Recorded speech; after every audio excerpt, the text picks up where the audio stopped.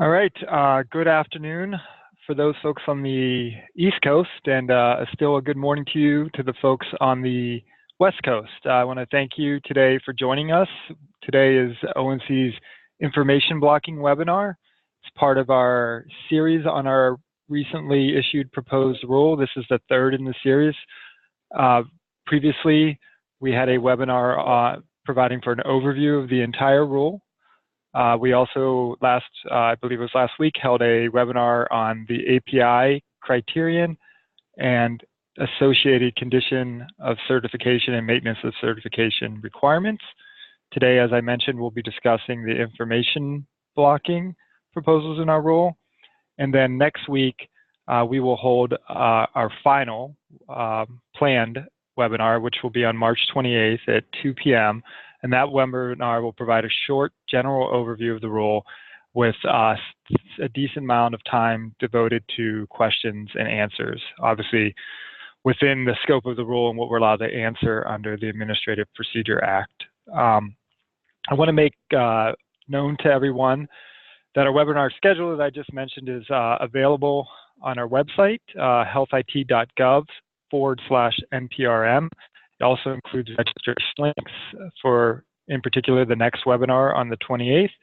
And it's also important to mention that the website has slide decks from our past presentations available, and those past presentations are recorded. And similarly, today's presentation will be recorded, and the slide deck that you'll be viewing today will be made available on the website as well. Once it goes through certain processes that we have to comply with. And also, it's worth mentioning, and I think we do this in all our presentations and outreach, is that we have additional resources available on healthit.gov/NPRM. These include fact sheets about the rule and so forth. Various, again, resources to help you understand our proposed rule. And there's actually even a link to the actual rule and to the ability to comment on the rule at regulations.gov. I want to mention, in case you experience any technical issue during the webinar, please use the chat function. The chat function, however, will not be used for Q&A or NPRM related feedback. Instead, we obviously encourage you to once again comment at the Federal Register's online forum. Okay.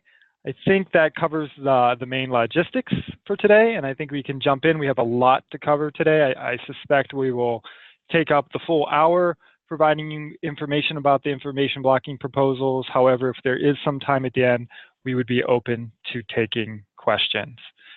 So let me first mention our standard disclaimer, which is that we have to protect the rulemaking process. So we can only present on information that's in the rule. Either in the preamble or in the reg text. We can't provide any additional interpretation or clarifications. So a lot of times you'll hear us say that's a good comment. Please submit it through the comment process. Okay, so let's dig in. I think you saw on the first slide, I'm Michael Lipinski. I'm the Director of our Regulatory Affairs Division within the Office of Policy at ONC, and my colleague has joined me today, Mark Nee, who's a Senior Policy Analyst in the Office of Policy, and I'll be talking to you in the beginning about mainly like the overview and the definitions, and then I'll turn it over to Mark to talk to you about the proposed exceptions, as we're calling them, the reasonable and necessary activities that would not make you an input blocker. Okay, let's move to the next slide. So here's the kind of the roadmap for today. If it looks familiar, it's because it's from the rule. There's slight variation here with like A, but we're going to kind of follow how we presented this in the rule and in the presentation today. Okay, as I noted, I'll be talking about mainly the terms in the overview, and then Mark will talk about the exceptions, as well as a request for information we have and the complaints process too. Okay, next slide, please. So a little bit of background for you as it relates to the Cures Act. Let's start there. So back in ONC's appropriations, the department's appropriations towards the end of 2014, Congress asked ONC to put forth a report to Congress on information blocking. Essentially, how pervasive was it? And then what were some of the ways in which it could be addressed? So we did that, and we issued that report and provided it to Congress in April of 2015 with our recommendations, noting that we still saw information blocking as an issue that needed to be addressed. Between April of 2015 and December of 2016, when the Cures Act was signed into law, we continued to engage with stakeholders, hearing of issues and concerns regarding information blocking.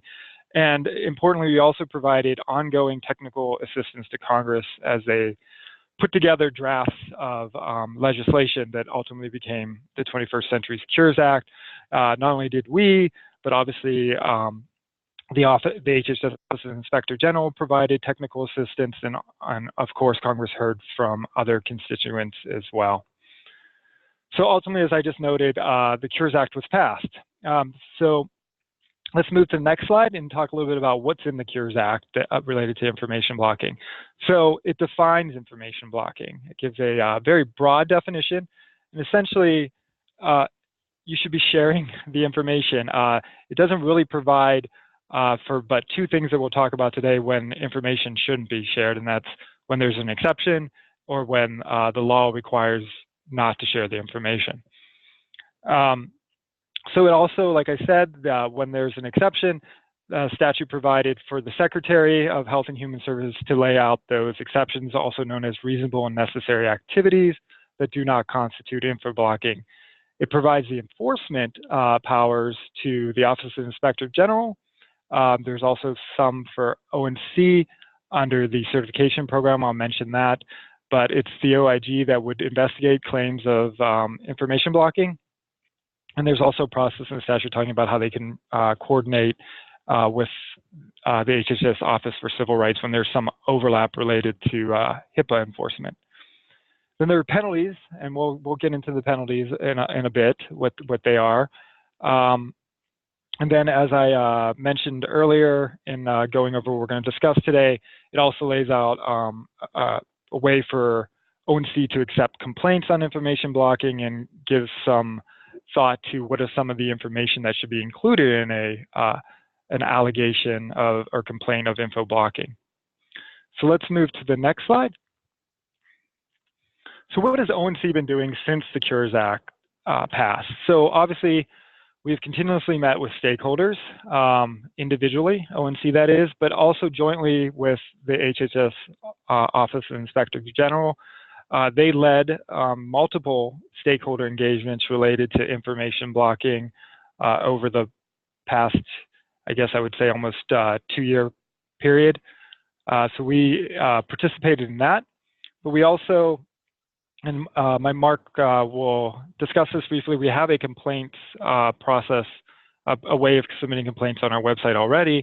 And through that, we've received some complaints related to information blocking. We've also had stakeholders come in and give us actual complaints to info blocking. And that's different from saying, hey, I see the provisions in the statute. Here's some of our thoughts about those provisions and how you may want to implement them. This is where somebody says, hey, I see the provision in the statute, and this is what information blocking is, and I want to really tell you about a situation where somebody is, I think, information blocking. So just to give you a kind of a flavor of the difference between the two types of stakeholder interactions we've had related to information blocking. And then also, we've consulted, and we mentioned this in the rule, and Mark, again, will probably allude to it in his discussion of the exceptions. We consulted with other federal agencies, particularly OIG, the HHS Office for Civil Rights, and then as also outlined in the statute, the Federal Trade Commission. So all that work led to our issuing of the proposed rule, which all regulations go through a normal vetting process in the federal government, first through the department, and then through the Office of Management and Budget, which also involves, some interaction with other relevant federal agencies too. Okay, so this is kind of how we got to this proposed rule. Thought it was worth sharing with you the efforts that went into first passing the Cures Act, which was overwhelmingly bipartisan, and then the efforts we've put in to issue this proposed rule that we're going to talk about today. So next slide. All right, I think if there's any key slide that I would say that you should, take away from it is this presentation is this one, right? Because it, I guess in legal terms, kind of lays out a prima facie case of what is information blocking. So here you have the statutory definition, and what I want to point out, just a few things quickly about that. It's a very broad definition. It also focuses on it doesn't have to interfere with, right? It's an activity that is likely to interfere with. So so that's, I think, a very key point. There are points I want to make, and I'd actually recommend you, if you have the time, if you're already looking at this rule, to go back and look at the report to Congress on information blocking. It's actually comparatively fairly short, being under 40 pages, but it laid out what we thought was a definition of information blocking, and it is very similar to the definition that was passed by Congress related to interference, knowledge standards, and we'll talk about like the reasonable justification piece when Congress differentiates between various actors covered under the information blocking provision. But as you'll see here, when there's a claim presented of information blocking, these are the elements that would have to make up for that claim for there to be someone found to have information block. So they'd have to be a covered actor. We're going to talk about those covered actors as we propose them. It's got to have to involve EHI, as we define electronic health information. It's going to have to be, as I mentioned up above, a practice that likely interferes, and we'll talk about some of the examples that we've put in the rule that we think implicate the information blocking provisions and definition.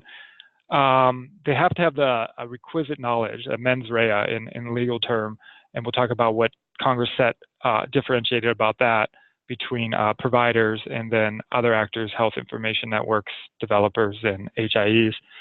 And then, as I noted early on, the information blocking, the not sharing of that information, there can't be a law that says that, whether it's a state or federal law, or it's not covered by an exception. So you need all that to be true to find that a claim that there is an information blocking taking place. So let's talk briefly, next slide, about what are some of the consequences for being information blocker. And these are set out not by us, HHS yet, specifically the first set being the penalties, civil money penalties for certain entities, and those entities are listed on the screen there. You see developers, networks, and exchanges, and this is provided by the Office of Inspector General. If they're found to be information blocking by the Office of Inspector General, any of those entities, they can issue civil money penalties up to $1 million per violation, and that per violation part is yet to be defined or specified because there has not yet been a case prosecuted by the Office of Inspector General related to information blocking. Healthcare providers. So there it's about appropriate disincentives. My colleague is going to talk to you a little bit about our request for information related to that, because there's specific statutory provision about requiring the secretary to set out appropriate disincentives. And then we have in this rulemaking proposed under our certification program, because there's a condition of certification list there on your slide about information blocking. We propose as a consequence a certification ban, so developers wouldn't be able to participate in the program if they were found to have information blocked. And we would publicly list that. And then CMS, in their interoperability and patient access rule that was jointly released with us, proposed rule, they are proposing a public reporting of clinicians and hospitals who submit a no response to attestation statements related to whether or not they info block. All right, so let's dig into those various elements of information blocking. Next slide, please. So again, these are the four actors.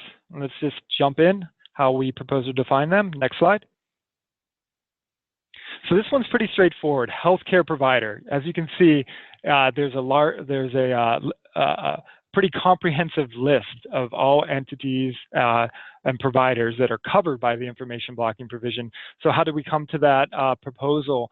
So the Cures Act amends the Public Health Service Act, And there are various canons of statutory interpretation that we've applied with all our definitions. And, so in here, the Public Health Service Act, which again, as I said, was amended by the Cures Act, has a definition for healthcare providers in it. So we're proposed to use that definition. And this is it as you see it on the screen. There's a lot of cross-references to other statutes as to what these terms you see on the screen mean, including, for example, practitioner, which includes like a clinical social worker, a clinical psychologist is also under the term of a practitioner. So I would, recommend that you pay close attention to this.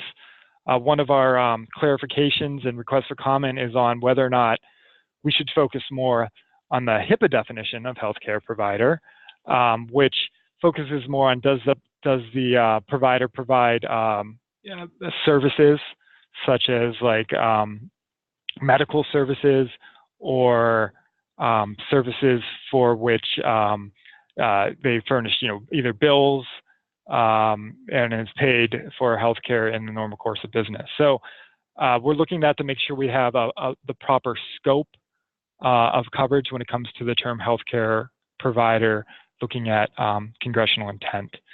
So let's move on and talk about health IT developers. So next slide. Okay, there it is. So when we were looking at this one, we were also looking again, what was the intent of Congress here? So Congress, for this particular provision, used the term health information technology developer. They didn't have the part of certified health IT. However, contextually, when you look at all the various provisions, this is in Title IV of the Cures Act, and all the cross-references, it was clear that they meant developers of certified health IT, whether it be the simple fact that the only authority that OIG has is over developers of certified health IT, or the fact that there's a cross-reference in the conditions of certification that a developer of certified health IT has to attest that they're not info blocking, or even the other cross-reference about not penalizing providers if the developer who was found to be info blocking didn't have their certified health IT. So, and I think that's the most, important point into how we interpreted this was the first part. So if they weren't a developer of certified health IT, then there would be no enforcement over them. Because as I said, Congress limited OIG's enforcement to health IT developers of certified health IT, and our program, the ONC Health IT Certification Program, is only for developers who go through and get a product certified. However, I want to be very clear about this, that once a developer has a product certified, it isn't just the use of that product or practices related to that product that is in scope for information blocking. They are in scope as an actor, and any actions that they take that are information blocking with or without certified health IT are in scope for information blocking as we propose it. That's noted in that first bullet about clarification in the slide. The other key point is Congress put no temporal nexus on the developer. So point being is, if I got certified, I was product certified, and then I withdrew from the program, I'm no longer necessarily a developer of certified health IT, or am I, right? Because I've had a product certified. We didn't think that was necessarily the intent to, I got a product certified, I couldn't sell it, I moved on, did some other things, and now anything I ever did in the future, would be subject to information blocking. We didn't feel that that was the intent of Congress. But however, we sure didn't want to have happen where a developer of certified health IT realized that, I'm doing some bad things. Maybe I should just withdraw my product from the program, and then nobody can enforce information blocking against me. So the key points here were based on our proposal. One, is it when did they do it at the info blocking while they were a developer of certified health IT? So that's the key part of the definition. But also, we seek comment from the public on this. We don't want them, as I said, dropping out because maybe they don't do the information block. So let's say they drop out. but they have the data, and now they won't give the data back to the provider. But they didn't do this while they were a developer of certified health IT. They did this after they dropped out of the program. So then, arguably, could OIG go after them, or could ONC go after them? And so we want to make sure that type of situation doesn't happen. So we have a proposal related to, if they can continue to control or store the information, that they would still be subject. But again, for how long would that be? Do you still make them subject to info blocking if they're not as certified, don't have certified health IT anymore? So then we have an alternative proposal that we're requesting on whether there should be a specific period of time. Again, that has drawbacks as well, because you just make somebody who pulled out of the program with no ill will or no ill intent, are they still subject to the program? So we're looking for COMLET to help inform what is the better choice there, and there's some more specifics in the rule that we ask you to take a look at and comment on. Let's move on to the next slide. So health information networks. Again, from a statutory interpretation perspective, we looked at Title IV. How was this term used? Because they use only the term network when they talk about info blocking.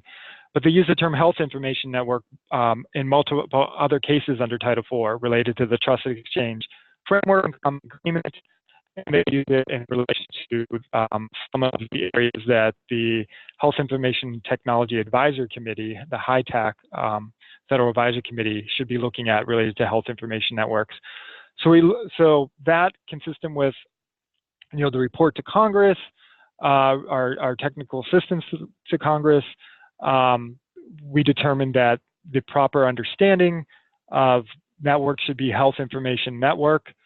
We proposed it to be a functional definition, so it isn't like I call myself a HIN, therefore I am subject to the information blocking provision. It's how you function. And we give examples in the rule about how, if some other entity chose to function in a way where they were either had policies that facilitated exchange or provided technological infrastructure to facilitate the exchange, then they too could be a health information network. And a really good example of how that is important, or I don't want to call it the consequences, but the effects of that, is a large healthcare provider. A large healthcare provider could conceivably either provide the technical infrastructure for exchange between two unaffiliated parties, or it could even just create a new entity, right, with someone else's tech, a developer's tech, but it could have substantial control or influence over that technology. And so they're not necessarily the one actually facilitating it through the network, but there still would be subject to the health information network definition. And so if the claim is related to those type of activities, we propose to treat them as a health information network. And that is very important because, as I talked to you earlier, there are different penalties, so to speak, depending on your status. So a healthcare provider is subject to disincentives. A health information network is subject to civil money penalties. And there's also a different knowledge standard that I'll get to. So let's move to the next slide. I am looking at the clock and realizing I'm already behind for us. So I will probably be picking up the pace a little bit. A lot of this information is obviously on the slide for you to review. So I'm going to try to just hit on what I think are more the important points. So here we had to figure out what did again, statutory interpretation, you have to give meaning to every term that Congress sets forth. So we had to look at how is a health information exchange, do they mean different than a health information network? And also when we were doing all these terms, we had to make sure we defined them in a way that they didn't subsume one of the other terms, right? So that term still had meaning.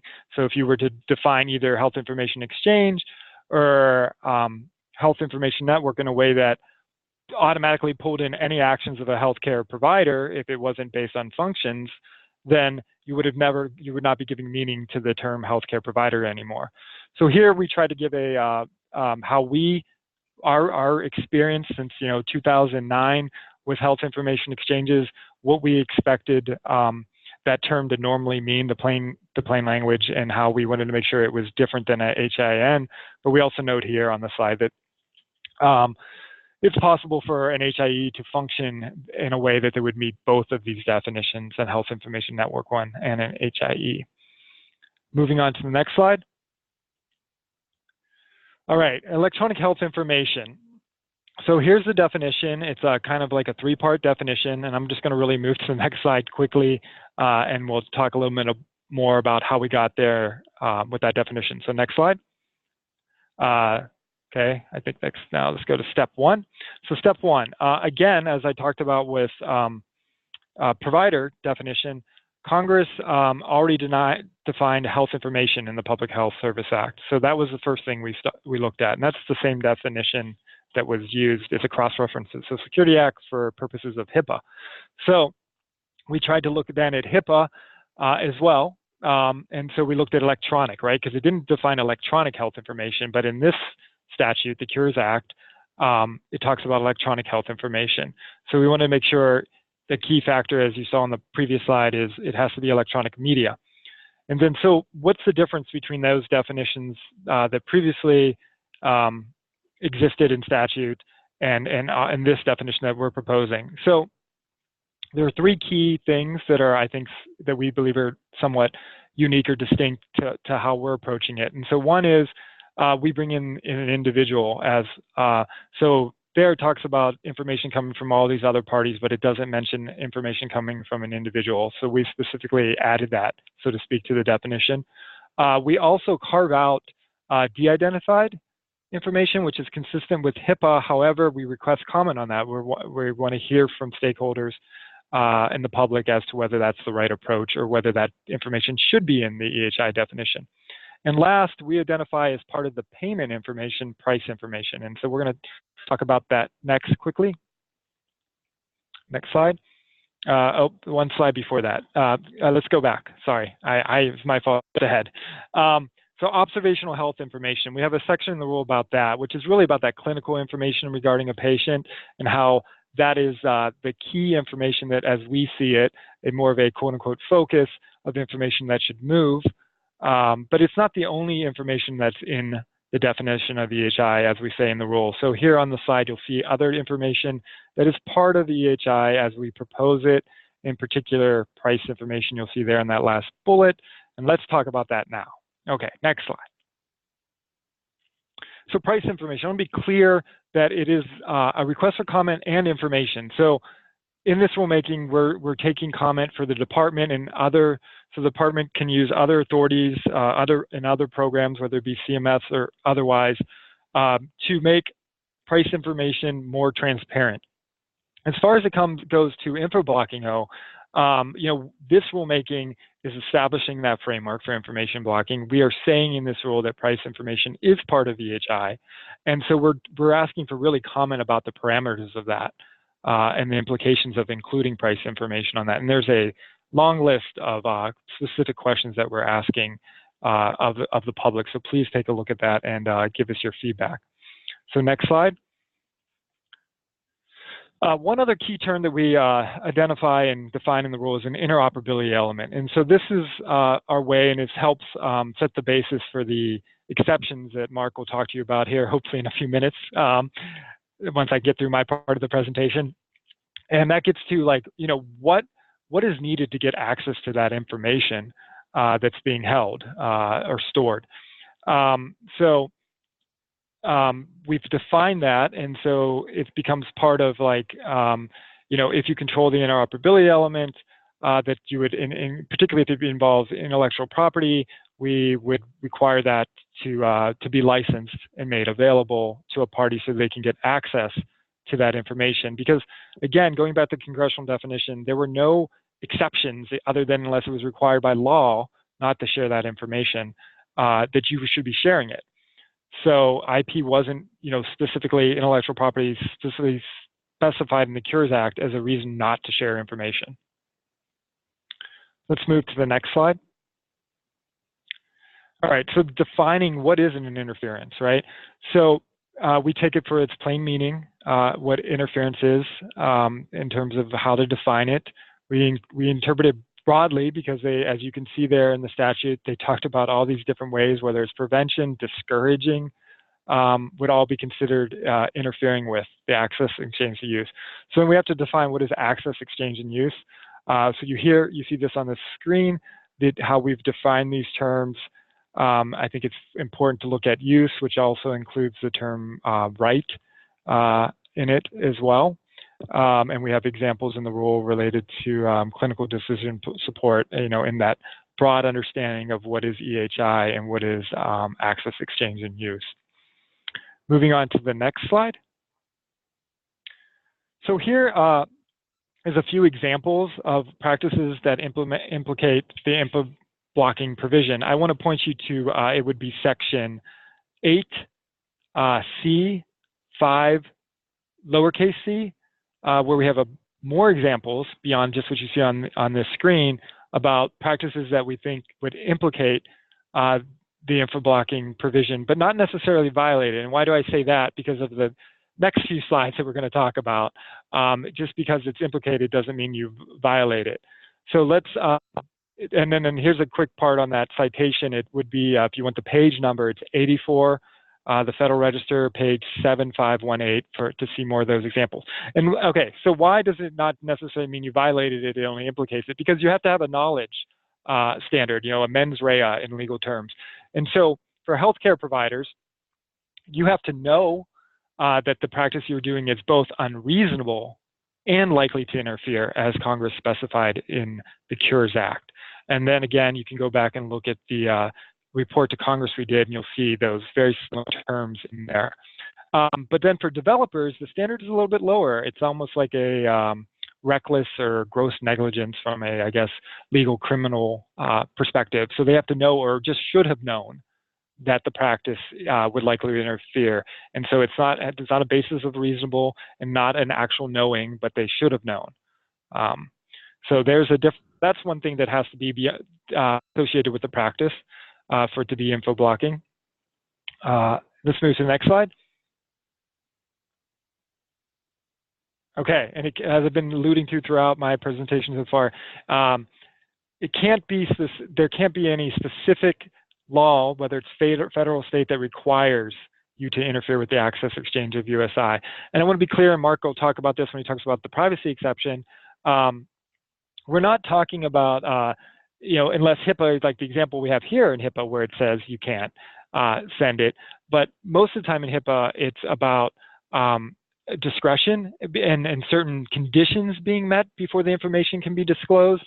So, for example, the obvious one is always like you need to obtain a patient's authorization or consent, right, to be able to send the information. But that is not requiring by law not to send the information. So we want to be clear about that, and Mark will talk a little more about that.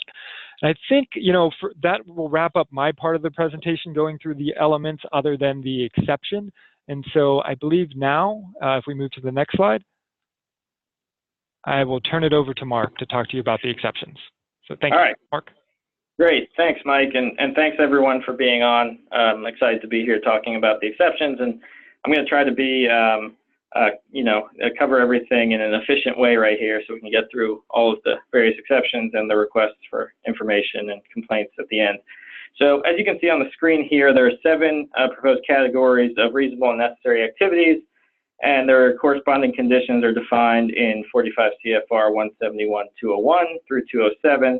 If the actions of a regulated actor, and again, as Mike pointed out, it would be a healthcare provider, health IT developer, health information exchange, or network, satisfy one or more exceptions. So that's a key thing to note there, one or more exception.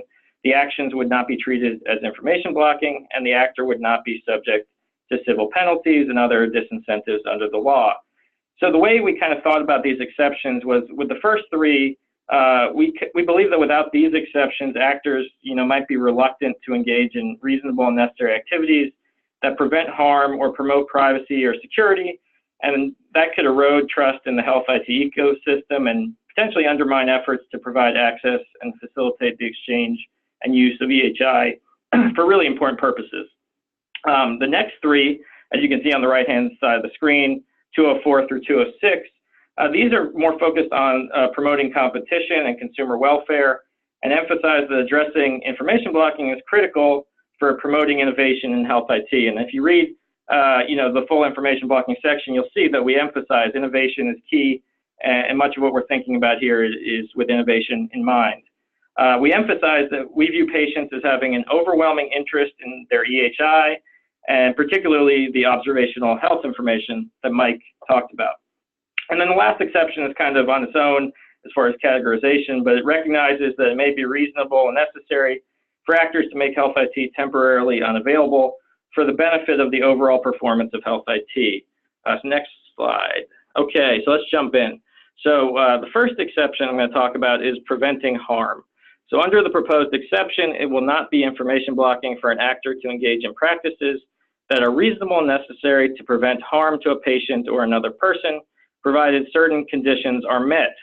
It's important to note here that this exception would be subject to strict conditions, which we believe are necessary to prevent patient safety from being used as a pretext for information blocking, or as like a post hoc rationalization for practices that are not reasonable and necessary to address material risks of harm to a patient or another person. Throughout this, we're trying to balance those types of interests with these exceptions.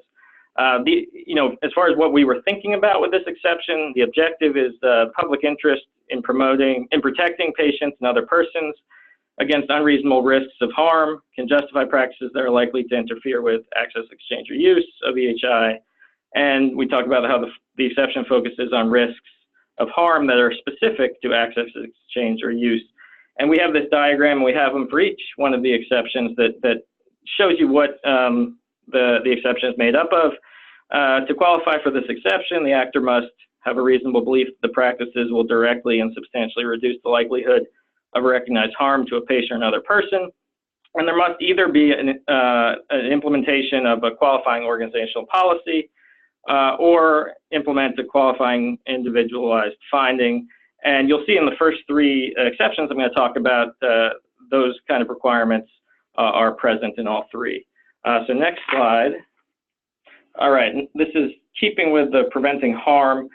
We lay out the different categories of recognized categories of harm. To qualify for this proposed exception, an actor's practice must respond to a risk that is identified under this exception. So we talk about here a harm arising from corrupt or inaccurate data being recorded or incorporated into a patient's electronic health record. With this one, it's limited to the corruption and inaccuracies caused by performance and technical issues affecting health IT. For example, this exception may be relevant if certified health IT were to incorrectly present an old and superseded version of a medication list, or when only partial copies of lab tests are being linked to a patient when the patient's record is exchanged. And you'll see in the parenthetical on the screen that it does not recognize the risk of harm that might arise from incompleteness of electronic health information, including because of a patient's decision not to consent to the disclosure of EHI. We also touch on here harm arising from misidentification of a patient or a patient's EHI. An example of this one would be that when a clinician or another health IT user may know or reasonably suspect that specific EHI in a patient's record may be misattributed, either within a local record or as received through EHI exchange, it'd be reasonable for them to avoid sharing or incorporating the EHI that they know could spread errors in the patient's record and thus pose a risk to the patient. And then we also have here that a determination by a licensed healthcare professional that the disclosure is reasonably likely to endanger the life or physical safety of the patient or another person. And just a quick example about this one is in certain cases, the clinician may have individualized knowledge stemming from the clinician-patient relationship that for a particular patient and for that patient's special circumstances, harm could result if certain EHI were shared or transmitted electronically. And here we also have those two parts about the qualifying organizational policy and the qualifying individualized finding, which would be requirements here. Next slide. All right, moving on to 202, and this is a longer one because it's structured under 4 discrete sub-exceptions that have been crafted to closely mirror privacy protective practices that are recognized under state and federal law. So under the promoting the privacy of EHI exception, it will not be information blocking for an actor to engage in certain recognized privacy protective practices that interfere with the access, exchange, or use of EHI and that are reasonable and necessary. What we were thinking with this one was that if an actor is authorized to provide access, exchange, or use of EHI under a privacy law, then the information blocking provision would require that the actor provide that access, exchange, or use of EHI. However, the information blocking provision should not require the use or disclosure of EHI in a way that is prohibited under state or federal privacy laws. So this is important to note, and I want to talk briefly about the interaction with HIPAA and our privacy exception. So the information blocking provision complements HIPAA's privacy rule, and we worked really closely with the Office of Civil Rights to craft this exception to make sure that we were sensitive to HIPAA and to make sure that, as I said, it complements and does not in any way contradict HIPAA. Our proposals operate in a manner consistent with the framework of the HIPAA privacy rule and upholding privacy rights that patients now have. And we're not requiring the disclosure of electronic health information in a way that would not be authorized under the HIPAA privacy rule or other state or federal privacy laws. It is important to note, though, that we do place a greater onus on sharing information whenever authorized to do so. In our rule, we require that actors provide access, exchange, or use of EHI in situations where the HIPAA privacy rule is permissive. And just the way of thinking about it is that under our rule, you need to provide access, exchange, or use to EHI unless required by law or you meet one of these exceptions that I'm laying out here. Next slide. Okay, so this is the first sub-exception. I'm going to try to get through these conditions pretty quickly, and then I have some examples and the application on the next slide. So if an actor is required by state or federal privacy law to satisfy a condition prior to providing access, exchange, or use of EHI, the actor may choose not to provide access, exchange, or use of EHI if the precondition has not been satisfied. So here are the conditions. The practice must implement and conform to the written organizational policies with some more detail there, or the practice is documented by the actor on a case-by-case basis. The practice must also be tailored to the specific privacy risk or interest being addressed. The practice must be implemented in a consistent and non-discriminatory manner. And if the precondition relies on the provision of consent or authorization from a person, the actor did all things reasonably necessary within its control to provide the person with a meaningful opportunity to provide consent or authorization and did not improperly encourage or induce the person to not provide the consent or authorization. And you'll see some of the terminology here, consistent and non-discriminatory, for instance, throughout the rule for consistency and also precision. Next slide. All right, so here are some examples, and of course, these are by no means exhaustive, but a couple examples of preconditions. One would be a privacy law that requires that a person provide consent before the EHI can be accessed or exchanged or used for specific purposes. Since we don't have too much time, I won't get into the second example. As far as applying the conditions, this is an important point to note about the privacy exception. The HIPAA privacy rule generally requires covered entities and their business associates to take reasonable steps to limit the use or disclosure of protected health information to the minimum necessary to accomplish the intended purpose. An actor could thus meet the requirements of this exception while exchanging less EHI than requested by another entity. The actor would not be information blocking if it implemented a written minimum necessary organizational policy and procedure in a manner tailored to the risk of disclosing more than the minimum necessary, and did so in a non-discriminatory and consistent manner.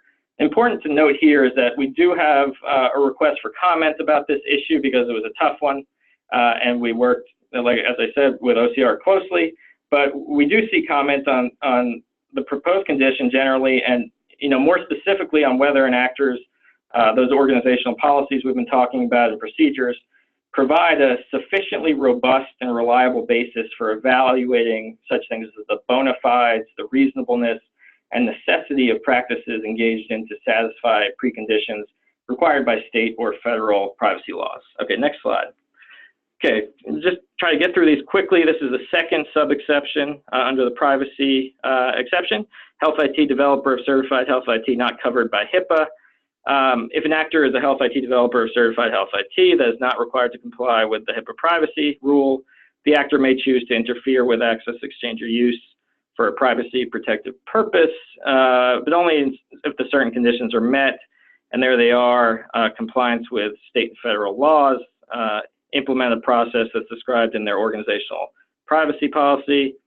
You have to have previously been meaningfully disclosed to the persons and entities that use the actor's product or service, tailored to the specific privacy risk or interest. You know, we're trying to make it as specific as possible here, and be implemented in a consistent and non-discriminatory manner.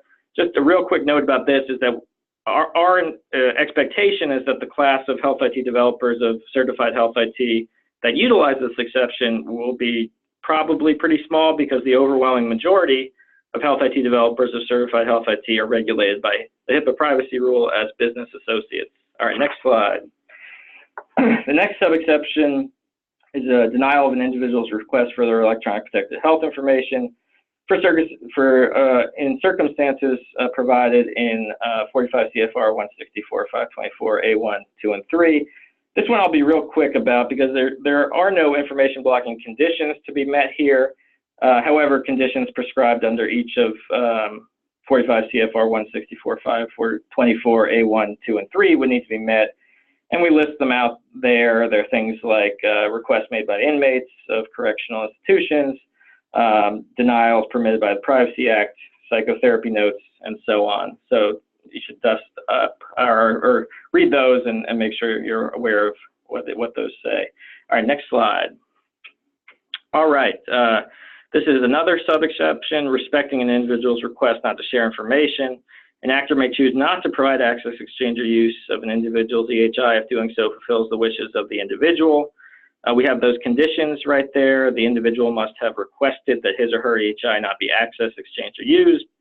The request must have been initiated by the individual without any improper encouragement or inducement by the actor. The actor or its agent must have documented the request within a reasonable time period, and the practice must be implemented in a consistent, non-discriminatory manner. All right, next slide. All right, so here we go. We're moving on to the security exception. Under this one, it will not be information blocking for an actor to engage in practices that interfere with access, exchange, or use of EHI, and that are reasonable and necessary to secure EHI subject to certain conditions. As far as the objectives go, we talk here about that the exception is sufficiently flexible to recognize all legitimate security concerns. And our goal here is that actors should be able to determine the security-related practices appropriate for their organization. And these should be recognized provided that certain conditions are met. And the way we see it is, without this exception, actors, they might be reluctant to implement security measures or engage in other activities that are really reasonable and necessary for safeguarding, things like the confidentiality or integrity and availability of EHI. And that would undermine the ultimate goals of the information blocking provision. A point to emphasize here is the scope of the exception.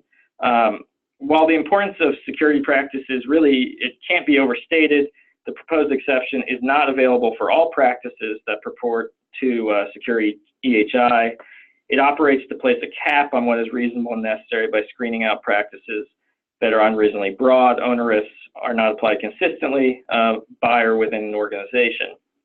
And here we have the layout for what's required: must satisfy the threshold conditions, and then the organizational policy or qualifying security determination. Next slide.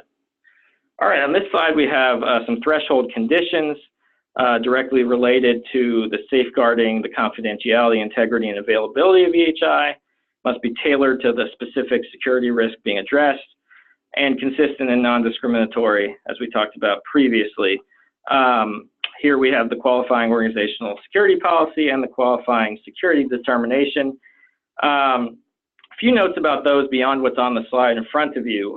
For the organizational security policy, HIPAA-covered entities and business associates may be able to leverage their HIPAA security rule compliance activities and can, if they choose, align their security policy with those parts of the NIST cybersecurity framework that are referenced in the HIPAA security rule crosswalk to NIST cybersecurity framework to satisfy this condition.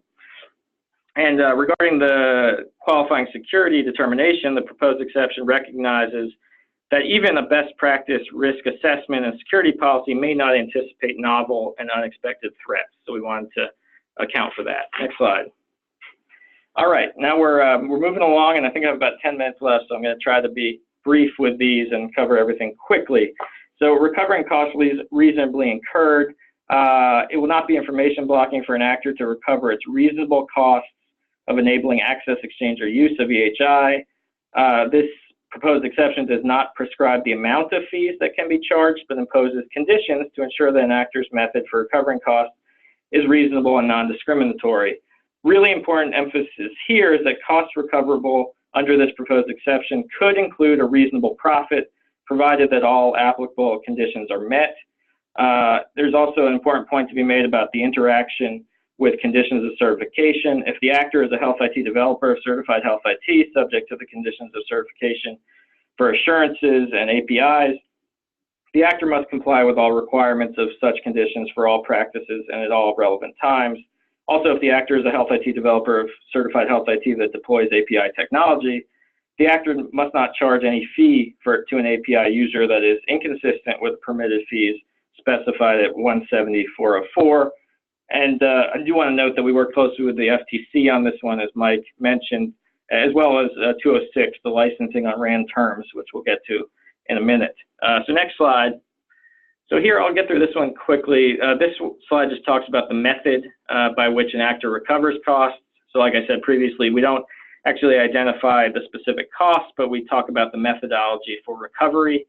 It must be based on objective and verifiable criteria, reasonably related to the actor's costs of providing access, exchange, or use, reasonably allocated among all customers, and not based in any way on whether the requester or other person is a competitor, and it must not be based on the sales, profit, revenue, or other value that the requester or other persons may derive from the access, exchange, or use that exceeds the actor's reasonable costs for providing access, exchange, or use of EHI. So that last little clause is important there.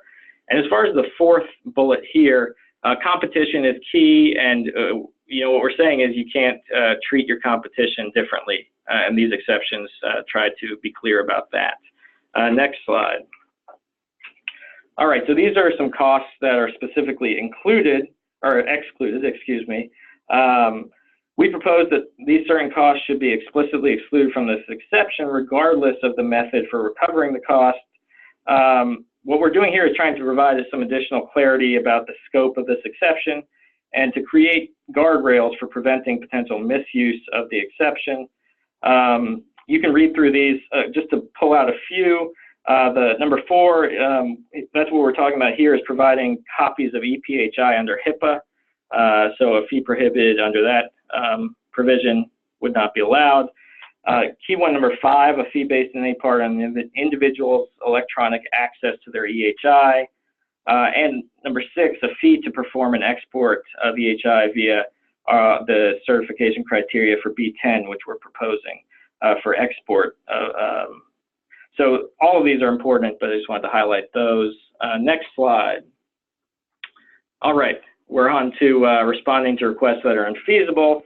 Under this one, it will not be information blocking for an actor to interfere with access, exchange, or use of EHI for 2 reasons. Either the actor is unable to comply with a request to provide or facilitate access, exchange, or use, or the actor could only comply with the request by incurring costs or other burdens that are clearly unreasonable. This proposed exception does not recognize burdens that relate primarily to an actor's pursuit of an economic advantage. And this one we're looking at, we're kind of weighing the burden on the requester versus the party being requested, which we'll talk about more. Next slide. All right, so as far as responding to requests that are infeasible, this is what I was talking about there. The following matters are taken into consideration when assessing whether complying with a request imposes a substantial burden on the actor that is unreasonable. You can read through those, but again, it's, as you see at the bottom, it's a balancing against the countervailing cost to the requester and other persons who would be harmed by the actor's refusal to provide the requested access, exchange, or use of EHI. As with all the exceptions, I just want to emphasize that we'll be looking at specific facts and circumstances, and with this one, a fact-based assessment ensures that the exception is sensitive to financial and technical resources of an actor, as well as the extent of any dependence or reliance placed on an actor to facilitate access, exchange, or use. All right, next slide. All right, here, quickly, this is just like the timely response and cooperation, where we say you have to provide the requester with a detailed written explanation of why the actor could not accommodate the request. And really important, you have to work with the requester in a timely manner to identify a reasonable alternative. So that's a key aspect of that one. Next slide. All right, this is the RAND licensing exception. It will not be information blocking for an actor to interfere with access, exchange, or use of EHI by limiting access to an interoperability element, so long as the element is available for use by those that need it on RAND terms. Again, I'll note that reasonable profit is allowed under this one. We'll move on to the next slide. With this exception, we talk about timely response, which would be composed of two different aspects: negotiating with the requester in a RAND fashion to identify the interoperability elements that are needed, and offering an appropriate license with RAND terms. And here we talk about the different aspects of what would be in a RAND license. So I encourage you to read through those very carefully. Next slide. And these are a few additional requirements we talk about: impeding the efficient use of the interoperability elements to access, exchange, or use, impeding the efficient development, distribution, deployment, and making changes to the interoperability elements or health IT that break compatibility. So again, I know I'm running out of time, so please read up on those a little bit more as well. Next slide. All right, and the last exception we have here is has to do with maintaining and improving health IT performance. It will not be information blocking for an actor to interfere with the access, exchange, or use of EHI by making it unavailable in order to undertake maintenance or improvements to health IT, provided certain conditions are met. Without this exception, there could be a significant risk that actors may refrain from conducting maintenance improvements out of fear that they would, out of fear that they would be in trouble. This exception would apply to the unavailability of health IT for both planned and unplanned maintenance and improvements. Let's see, what else I want to say about this one. I think, next slide. I think we're good there. And I just want to make sure I get to the request for information.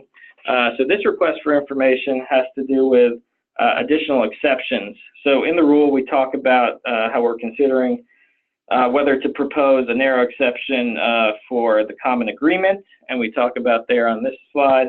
And we also, just more generally, we welcome comment on any potential new exceptions we should consider for future rulemaking.